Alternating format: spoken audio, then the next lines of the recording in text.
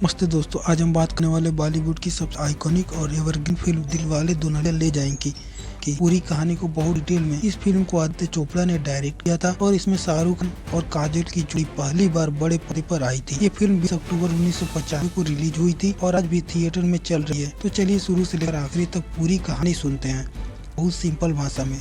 London में एक लड़का रहता है, राज मल्होत्रा। राज बहुत अमीर घर का है। उसका बाप धर्मवीर मल्होत्रा लंदन में बड़ा बिजनेसमैन है।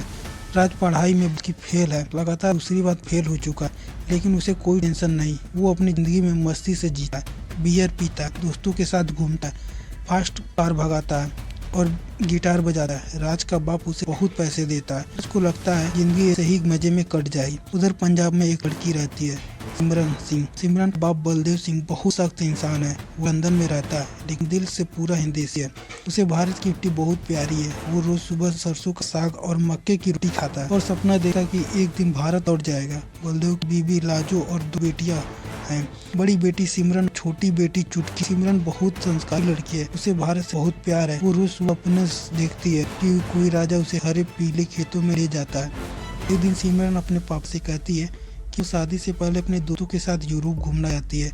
बलदेव पहले गुस्सा होता है लेकिन उसकी माँ और दादी उसे मना लेती है और आखिर में बलदेव हाँ कह देता है। लेकिन सिर्फ 1 महीने के बाद सिमरन बहुत खुश हो जाती है। राज भी अपने दोस्तों के साथ उसी यूरोपीय ट्रिप पर जाता है। दोनों का ग्रुप यूरोप ट्रिप घूमने के लिए निकलता है। पहले तो दोनों एक दूसरे से बिल्कुल पसंद नहीं करते। राज सिमरन को बहुत इसी और बोरिंग समझता है और सिमरन राज को बहुत बिंदास और बदमाश समझती है। लेकिन धीरे धीरे रास्ते में कई जिम्मेदार घटनाएं होती हैं। एक दिन ट्रेन छूट जाती है। दोनों अकेले एक स्टेशन पर फंस जाते हैं। वहाँ राज सिमरन को अपनी कार में लिफ्ट देता है। उन्हें एक होटल में रुकते हैं लेकिन पैसे की कमी की वजह से एक ही कमरा लेते हैं। सिमरन बहुत डर जाती है। उसे लगता है कि राज कुछ गलत करेगा, लेकिन राज बहुत अच्छे से पेश आता है। रात को बाहर सोफे पर सो जाता है। सुबह सिमरन को पता चलता है कि कुछ हुआ ही नहीं तो वह बहुत शर्मिंदा होती है। फिर दोनों स्विट्जरलैंड पहुंचते हैं। वहाँ बर्फीले पहाड़ों में गाना होता है, तुझे देखा तो ये जाना सनम। दोनों एक दूसरे के करीब आते हैं। सिमरन को पता चलता है कि राज बहुत अच्छा इंसान है और राज को सिमरन की शादी बहुत पसंद आती है। दोनों को प्यार हो जाता है। सिमरन राज को कहती है कि मैं तुम शादी करूंगी लेकिन पहले मेरे पापा से पूछना पड़ेगा क्योंकि मेरे पापा बहुत सख्त हैं। यूरोप ट्रिप खत्म होने के बाद सब लंदन लौट आते हैं।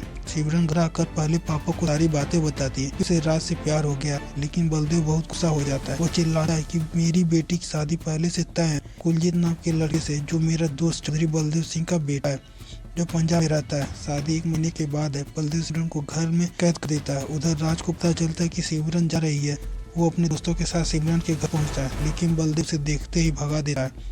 राज हार नहीं मानता है। वो फैसला करता है कि वो सिमरन को बिना भागे ब्याह कर लाएगा।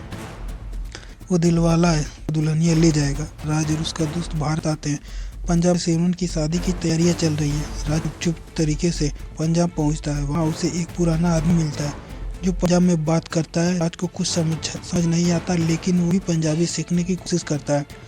राज और उसका दोस्त खेतों में काम करने लगते हैं ताकि किसी को शक ना हो। एक दिन सिमरन खेतों में सरसों के फूल में आती है और राज वहाँ आ जाता है। दोनों मिलते हैं, बहुत खुश होते हैं। राज कहता है मैं तुम्हें भगाऊंगा नहीं, मैं तुम्हारे पापा का दिल जीतूंगा। सिमरन बहुत खुश हो जाती है।